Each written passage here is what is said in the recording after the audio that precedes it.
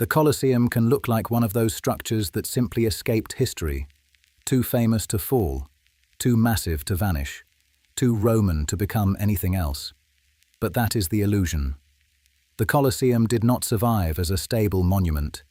It survived as a structure repeatedly damaged, repurposed, and forced to justify its existence in new ways.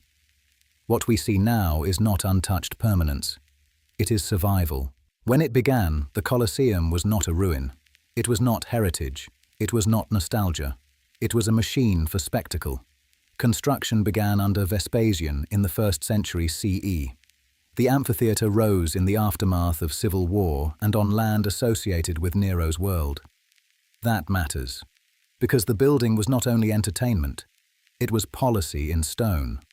Opened under Titus and further completed under Domitian, the Flavian amphitheatre became one of the clearest physical expressions of Roman imperial order. Architecture, crowd control, social hierarchy and spectacle, all arranged into one immense oval form. As long as Roman imperial systems remained strong, the amphitheatre had a place.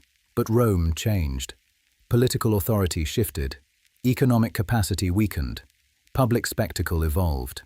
By late antiquity, the world that sustained the Colosseum's original role was no longer intact in the same way.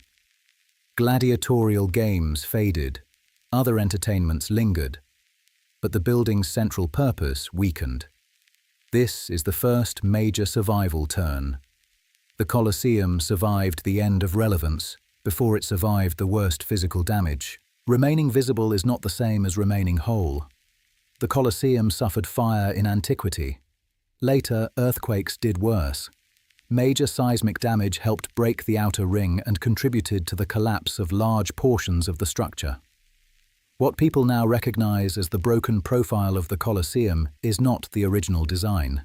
It is a survival shape, a form created partly by damage. And even that was not the end. Because the building was not only struck by disaster, it was also consumed by the city around it. In the medieval and early modern periods, the Colosseum entered one of the harshest phases of its life. It was reused, altered, and treated at times as a source of material. Stone was quarried, metal clamps were removed, architectural elements were reused elsewhere.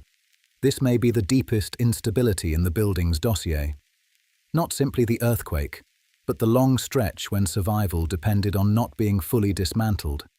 And yet it was not fully dismantled, because scale, prominence, and growing symbolic value kept it from disappearing.